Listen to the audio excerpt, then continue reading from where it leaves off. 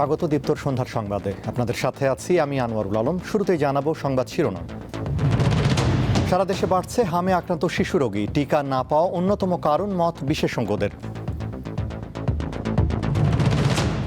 ক্রীড়া কার্ডের উদ্বোধন করলেন প্রধানমন্ত্রী। খেলোয়াড়দের রাজনীতিতে না জড়ানোর আহ্বান। ইরানের জ্বালানি তেল ও খার দ্বীপের নিয়ন্ত্রণ চান ট্রাম্প। ইসরায়েলের হামলা অব্যাহত।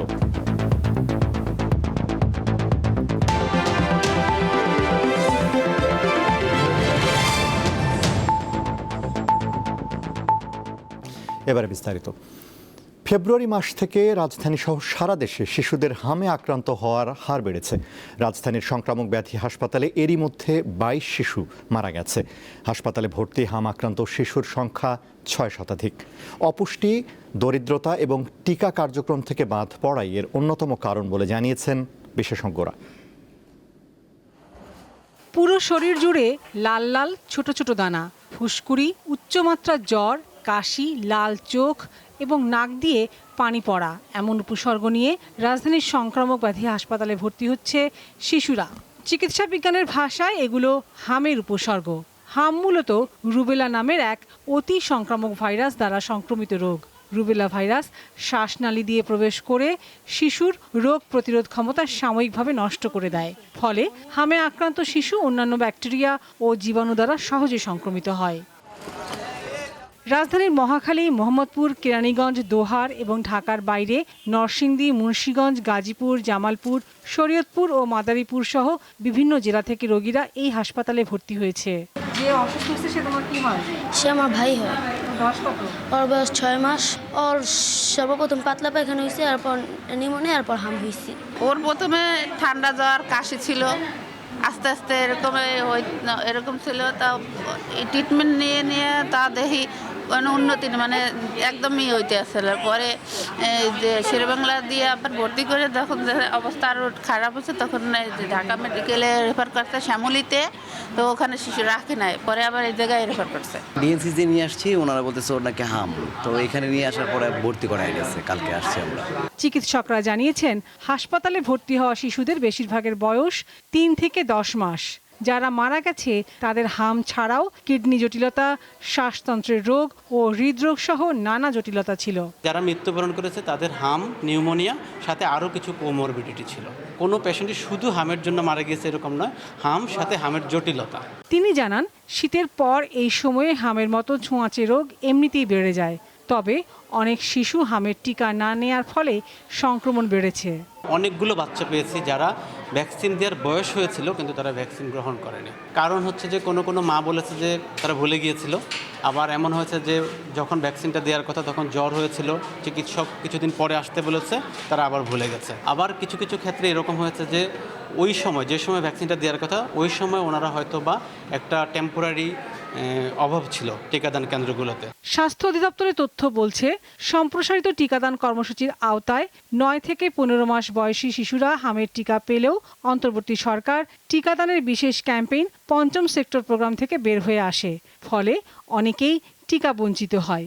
বিকল্প ব্যবস্থা করে এই সিদ্ধান্ত নেওয়া প্রয়োজন ছিল বলে মত দেন জনস্বাস্থ্যবিদরা। সেক্টর প্রোগ্রামটা বাদ দেওয়া যেত, কিন্তু তার একটা এক্সিট প্ল্যান দরকার ছিল যে আমরা এটা বাদ দিতে চাই। প্রথমত কেন বাদ দিলে আমাদের যে প্রোগ্রামগুলো চলছে সেগুলো কিভাবে চলবে।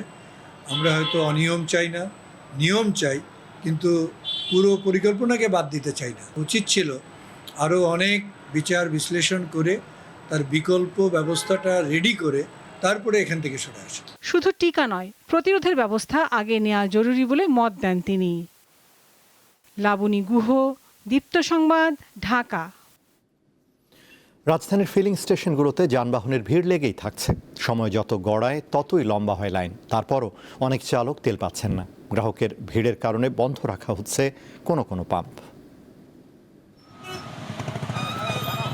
28 ফেব্রুয়ারি যুক্তরাষ্ট্র ও ইসরায়েল ইরানের যৌথ হামলা শুরুর পর মধ্যপ্রাচ্যে যুদ্ধ ছড়িয়ে পড়ে। ফলে অস্থির হয়ে ওঠে জ্বালানি তেলের বৈশ্বিক বাজার। এর প্রভাবমুক্ত থাকতে পারেনি বাংলাদেশ। সরকারের পক্ষ থেকে তেলের ঘাটতি নেই বললেও বাস্তব চিত্র ভিন্ন। পাম্পে অপেক্ষা করতে হয় ঘন্টার পর ঘন্টা, তারপরও অনেকে তেল পাচ্ছেন না। সোমবারও রাজধানীর ফিলিং স্টেশনগুলোতে ভোর থেকে তেলের জন্য অপেক্ষা করেন বহু মানুষ। 4 ঘন্টা 5 মিনিট হলো এখানে দাঁড়ানো, এখনো তেল পাই নাই, পাবো আর কি। জাহাঙ্গীর থেকে ভোর 6টায় আনবাজে 10টা 20, তো এই যে তেল যদি না পাইতে আমরা তো একটা ভোগান্তি হয়ে যেতেছে। শেষ পর্যন্ত আলহামদুলিল্লাহ পেয়েছি। এটা তো শুধু বাংলাদেশের জন্য, এটা ম্যাক্সিমাম বিশ্বে যুদ্ধের জন্য তেলের একটু সংকট, এটা কষ্ট আমাদেরকে মেনে নিতেই হবে। সবচেয়ে বেশি ভোগান্তিতে পড়ছেন রাইড শেয়ার চালকরা। তাদেরই একজন বাড্ডার বাবুল মণ্ডল। ওই এলাকায় তেল না পেয়ে এসেছেন বিজয় সরণিতে। এটার উপরে আমাদের কর্মসংস্থান, এটা দিয়ে আমরা সব কিছু চলি। মানে এইখানে আমাদের যদি এখন তেল না পাই, আমরা ঠিক মতন চলাটা খুব কষ্ট হয়ে যেতেছে। আমরা যেহেতু রাইড শেয়ার করি, বুঝছেন, আমাদের যদি ঠিক মতন তেল না পাওয়া যায়, সেই ক্ষেত্রে আমাদের ফ্যামিলি চালাইতে খুব সমস্যা হয়ে যায়। তেল নিতে নিতে তো অর্ধেক দিন শেষই, তারপরে আবার জ্যাম জট আছে, আমরা খুব ইয়েতেই আছি, একটু অসুবিধার ভিতরে আছি আর কি। তেল দিতে না পেরে অনেক পাম্প বন্ধ রাখছেন মালিকরা। বলছেন পর্যাপ্ত সরবরাহ নেই। এই অবস্থায় ঘটছে অপ্রীতিকর ঘটনা। সিরিয়ালে আছি, মানে ওরা বলছে তেল আসলে পরে তেল দিবে, এই জন্য আশায় আছি। অনেক কোন সময় আসে এটাও বলা যায় না। চাহিদা যে পরিমাণ, ওই পরিমাণ তেলটা এখন পাচ্ছি না। যেমন গতকালকে 22,500 পাইছি, তার আগে 22,500 লিটার পাইছি। তো এটা তেল আসার পরে যতক্ষণ পর্যন্ত তেল থাকে ততক্ষণ পর্যন্ত আমরা তেল সরবরাহ করি। পরিস্থিতির সুযোগে জ্বালানি তেলের অবৈধ মজুতের ঘটনা ঘটছে। সরকার অবশ্য এ বিষয়ে কঠোর অবস্থানে রয়েছে। দিলশা দানি, দীপ্ত সংবাদ, ঢাকা। দেশে এই মুহূর্তে কোনো জ্বালানি তেলের ঘাটতি নেই জানিয়েছেন বিদ্যুৎ, জ্বালানি ও খনিজ সম্পদ মন্ত্রী ইকবাল হাসান মাহমুদ টুকু। পাশাপাশি সরবরাহ সচল রাখতে প্রয়োজনে অবৈধ মজুতদারদের বিরুদ্ধে সরকার আরও কঠোর অবস্থানে যাবে বলে হুঁশিয়ারি দেন মন্ত্রী। সোমবার বিকেলে ত্রয়োদশ জাতীয় সংসদের প্রথম অধিবেশনের মুলতবির আলোচনায় মন্ত্রীদের জন্য নির্ধারিত প্রশ্নোত্তর পর্ব, জনগুরুত্বপূর্ণ নোটিশ উত্থাপন, জনগুরুত্বপূর্ণ নোটিশের উপর সংক্ষিপ্ত আলোচনার প্রেক্ষিতে তিনি জানান, দেশে জ্বালানি তেলের সরবরাহের কাজ চালু করছে সরকার। হঠাৎ করে মজুদের প্রবণতা বাড়ায় স্বল্প মেয়াদে তেল নিয়ে এই বিশৃঙ্খলা সৃষ্টি হয়েছে বলে জানান তিনি। পাশাপাশি সরকার চলতি বছরের এপ্রিলে 50,000 মেট্রিক টন অকটেন আমদানি করবে বলেও জানান তিনি। এই পর্যন্ত বাংলাদেশে জ্বালানির কোনো ঘাটতি নাই, বরং আমরা গত বছরের তুলনায় সরবরাহ আরও বৃদ্ধি করেছি। 2,08,000 লিটার তেল উদ্ধার করা হয়েছে। এই ধরনের অপকর্মের রোধে জনগণের স্বার্থে রক্ষার্থে আগামী প্রশাসনের প্রয়োজনে আরও কঠোর হতে দ্বিধাবোধ করবে না। এপ্রিলে মাসে 50,000 মেট্রিক টন অকটেন আমদানির উদ্যোগ গ্রহণ করেছে। এছাড়া দেশীয় উৎস থেকে 30,000 মেট্রিক টন পাওয়া যাবে।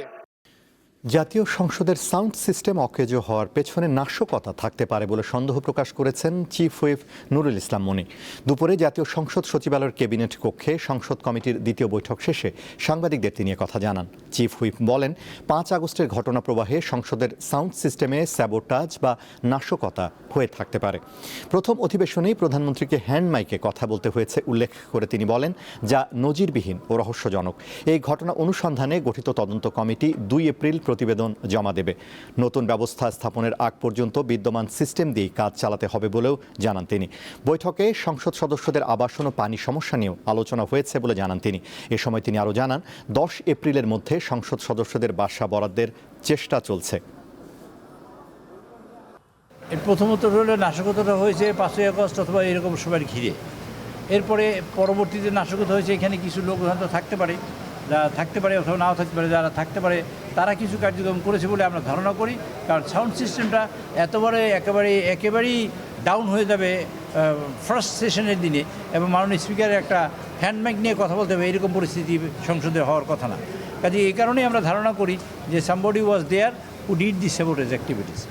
ফ্যামিলি কার্ড ও কৃষক কার্ডের পর এবার ক্রীড়া কার্ড উদ্বোধন করলেন প্রধানমন্ত্রী তারেক রহমান। আজ 129 খেলোয়াড়ের হাতে কার্ড, মেডেল ও সম্মাননা তুলে দিয়েছেন তিনি।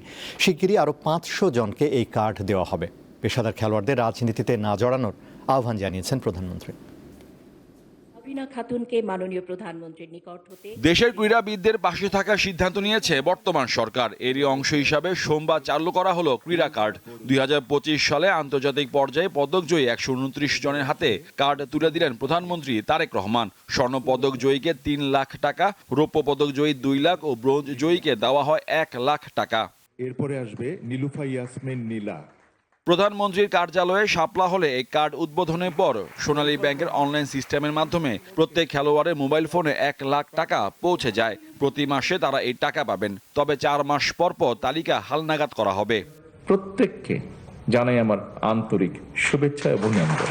অনুষ্ঠানে প্রধানমন্ত্রী জানান শিগগিরই আরো কয়েকশো খেলোয়াড়ের হাতে এই কার্ড তুলে দেওয়া হবে। ক্রীড়াকে পেশা হিসেবে প্রতিষ্ঠিত করার জন্য আমরা এর মধ্যেই বর্তমান সরকারের মধ্যেই অনেকগুলো পরিকল্পনা বা কর্মসূচি হাতে নিয়েছে। খেলোয়াড়দের পেশাদারত্ব ধরে রাখতে তাদেরকে রাজনীতির বাইরে থাকার কথা বলেন প্রধানমন্ত্রী। আপনাদের প্রতি খেলোয়াড় বন্ধুরা, আপনাদের সকলের প্রতি আমার একান্ত আহ্বান, একান্ত অনুরোধ, পেশাদার খেলোয়াড়ি জীবনে আপনারা কোনো রাজনৈতিক দল বা গোষ্ঠীর প্রতিনিধি নন বা হবেন না দয়া করে, বরং ক্রীড়া নৈপুণ্য দিয়ে দেশের প্রতিনিধি হয়ে উঠবেন আপনারা। দেশের জন্য সম্মান বয়ে নিয়ে আসবেন, গৌরব বয়ে নিয়ে আসবেন আপনারা। তিনি জানান ক্রীড়া প্রতিভা অন্বেষণের লক্ষ্যে আগামী মাসে সিলেট থেকে নতুন করে স্পোর্টস চালু হচ্ছে। 30 এপ্রিল সিলেট থেকে আমরা শুরু করতে যাচ্ছি নতুন করে স্পোর্টস, এবং একই সাথে ইনশাল্লাহ এটা সারা দেশে শুরু হবে। 7টা খেলা আমরা ডিসাইড করেছি, এই 7টা খেলায় কারা পারদর্শী ধীরে ধীরে সেই প্রতিভাবানদেরকে আমরা বের করে নিয়ে আসব। বাংলাদেশ ক্রিকেট বোর্ড বিসিবি স্বনির্ভর হওয়ায় ক্রিকেটাররা ক্রীড়া কার্ডের বাইরে থাকবেন। এরপরে ঘরের ভেতরে না, ইনশাল্লাহ খেলার মাঠে দেখা হবে। মোহাম্মদ হাসিব, দীপ্ত স্পোর্টস, ঢাকা। গণভোট বাতিল হলে আইনগত হুমকির মুখে পড়বে নির্বাচিত সংসদ। স্বয়ংক্রিয়ভাবে গণভোট বাতিলের কোনো সুযোগ নেই বলে দাবি করেছেন আইনজীবী শিশির মনির। সোমবার সাংবাদিকদের এসব কথা বলেন জামায়াতের কেন্দ্রীয় কমিটির কর্মপরিষদের এই সদস্য। এ সময় তিনি গুম কমিশন, দুদক সংস্কার কমিশন, সুপ্রিম কোর্ট বিচারক নিয়োগ সংক্রান্ত অধ্যাদেশ সহ 20টির মতো অধ্যাদেশ বাতিলের প্রতিবাদ জানিয়েছেন। তিনি আরও বলেন, গণভোট বাতিল হলে সাধারণ নির্বাচনের ফলাফলও বাতিল হয়ে যাবে। অন্তর্বর্তী সরকারের গঠিত জাতীয় ঐক্যমত্য কমিশনের 30 বিষয়ে সব রাজনৈতিক দল ঐক্যমত্য হয়েছিল, সেসব বিষয়েও বিএনপি টালবাহানা করছে। এবারের ঈদ যাত্রায় দেশের সড়ক, রেল ও নৌপথে 394 জন নিহত এবং 1288 জন আহত হয়েছেন বলে জানিয়েছেন বাংলাদেশ যাত্রী কল্যাণ সমিতি। গত বছরের তুলনায় এবার প্রাণহানি 8.26% এবং দুর্ঘটনা 8.95% বেড়েছে। সোমবার ঢাকা রিপোর্টার্স ইউনিটিতে সংবাদ সম্মেলনে ঈদ যাত্রায় সড়ক দুর্ঘটনা প্রতিবেদন প্রকাশ করে যাত্রী কল্যাণ সমিতি। ঈদ যাত্রা শুরুর দিন 14 মার্চ থেকে 28 মার্চ পর্যন্ত এই পরিসংখ্যান সংগ্রহ করা হয়েছে। প্রতিবেদনে বলা হয়, বরাবরের মতো এবারও দুর্ঘটনার শীর্ষে রয়েছে মোটরসাইকেল। আন্তর্জাতিক, ইরানের জ্বালানি তেলের নিয়ন্ত্রণ নিতে চান যুক্তরাষ্ট্রের প্রেসিডেন্ট ডোনাল্ড ট্রাম্প। পাশাপাশি দেশটির খার্ক দ্বীপের রপ্তানি কেন্দ্রেরও নিয়ন্ত্রণ চান তিনি। ফিনান্সিয়াল টাইমস পত্রিকাকে দেওয়া এক সাক্ষাৎকারে এসব কথা বলেন ট্রাম্প। যুক্তরাষ্ট্রের হামলার পর খার্ক দ্বীপে ইরানের প্রতিরক্ষা ব্যবস্থা কার্যকর নেই বলেও দাবি করেন তিনি। এতে খুব সহজেই দ্বীপটির দখল নেওয়া সম্ভব বলে মনে করছেন যুক্তরাষ্ট্রের প্রেসিডেন্ট। এদিকে সোমবার সকালে তেহরান জুড়ে সরকারি অবকাঠামোতে হামলা চালায় ইসরায়েল। হামলা হয়েছে ইস্পাহান শহরের একটি বিশ্ববিদ্যালয়ও। এদিকে ইসরায়েলি হামলায় ইসলামিক রেভলিউশনারি গার্ড কোর IRGCর নৌবাহিনীর প্রধান আলী রেজা তাংশিরি নিহত হয়েছেন।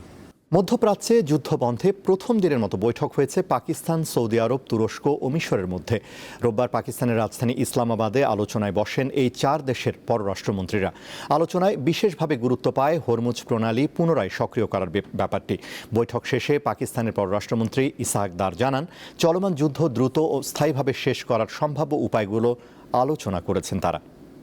খেলার খবর, এশিয়ান কাপ বাছাই পর্বের শেষ ম্যাচে কাল সিঙ্গাপুরের মুখোমুখি হবে বাংলাদেশ। বাছাই পর্ব পেরোনোর স্বপ্ন পূরণ না হলেও শেষটা রাঙাতে আত্মবিশ্বাসী বাংলাদেশ ফুটবল দলের প্রধান কোচ। শেষ করব দীপ্তর সন্ধ্যার সংবাদ, তার আগে সংবাদ শিরোনামগুলো জানাবো আরও একবার। সারা দেশে বাড়ছে হামে আক্রান্ত শিশু রোগী, টিকা না পাওয়া অন্যতম কারণ মত বিশেষজ্ঞদের। ক্রীড়া কার্ডের উদ্বোধন করলেন প্রধানমন্ত্রী, খেলোয়াড়দের রাজনীতিতে না জড়ানোর আহ্বান। ইরানের জ্বালানি তেল ও খার্ক দ্বীপের নিয়ন্ত্রণ চান ট্রাম্প, ইসরায়েলের হামলা অব্যাহত।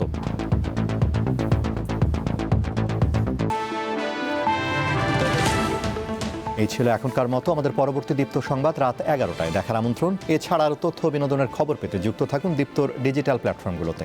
ধন্যবাদ।